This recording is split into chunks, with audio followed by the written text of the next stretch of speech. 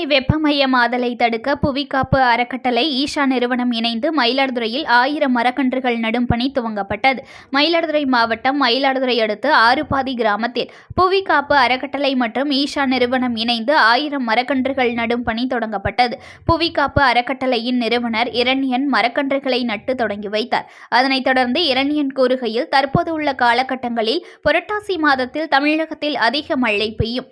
காலநிலை மாற்றத்தால் மழை பெய்யவில்லை. சித்திரை வெயில் போல் பூமி வெப்பமாகிறது. பூமியில் மனிதர்கள் அதிக பிளாஸ்டிக் கழிவுகளை கொட்டி பூமியை அசுத்தப்படுத்துகின்றனர். இதனால் பூமிக்கு வெப்பமாகி சூரிய சக்தியின் தாக்கம் அதிகரிக்கிறது. காலநிலை மாற்றம் ஏற்பட்டு பூமியில் மழை பொழிவு வருடந்தோறும் குறைவதால் பல்வேறு இன்னல்களுக்கு ஆளாகி வருகின்றனர். அதனை தடுக்கும் வகையில் பூமியில் அதிக இடங்களில் மரக்கன்றுகள் நடும் பணி துவங்கியுள்ளோம்.